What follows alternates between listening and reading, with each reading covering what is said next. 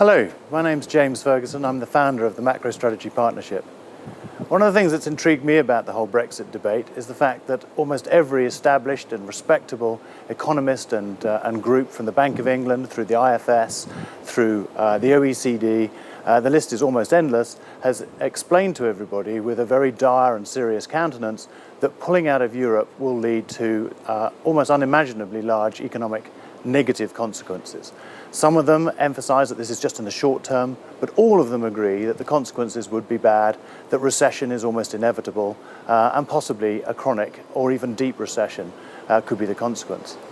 But I want to explain to you why economists all come out with this same argument.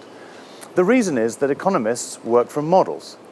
We build a model of what the economy looks like, and then we tweak that model by putting in some outside what we call external or exogenous impacts to see how that would change the model. So if we have a model, for example, of Britain's relationship, trade partnership, etc. with Europe, then what we look at is what happens if we break those links. Now, obviously, all of the links with Europe, if they were broken, would have a negative consequence. It's hard to imagine that any link with Europe would lead to a positive outcome if we broke it. Otherwise, there'd be no point in having that link. So obviously, all the models end up with a negative consequence of leaving Europe.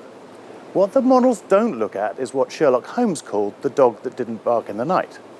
In one of his famous stories, Sir Arthur Conan Doyle had a situation where Sherlock Holmes remarked to Watson that it was strange that the dog didn't bark in the night when the murderer came through the garden.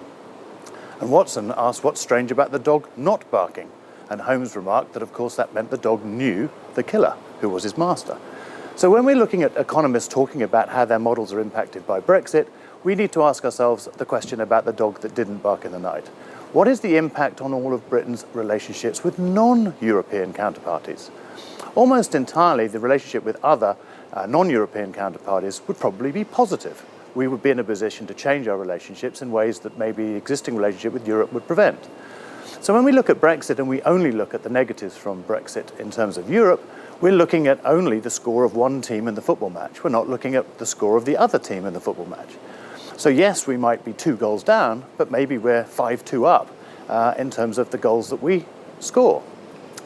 Give you one example of this. If you look at the Commonwealth again, which in the old days, before we joined Europe, we used to have a lot of trade relationships with. And indeed, some people argue that the reason for joining Europe in the first place was to try and up our trade exposure with Europe. So it seems strange now that we're worried about it collapsing. But if you look at the Commonwealth is far faster growing than Europe, which appears to now be running into a pretty stagnant demographic trap. And if you look at the Commonwealth, in just one country, for example, in India, the increase in the next few years of the working age population, just the increase from where it is now, is going to be bigger than the entire working age population of Europe. So it could well be that in actual fact, although we're looking in the near term and how we might suffer from breaking with Europe, at the same time, by being attached to Europe, we are, to the detriment of all our other relationships with non-European countries, missing out on the next great growth story in the world.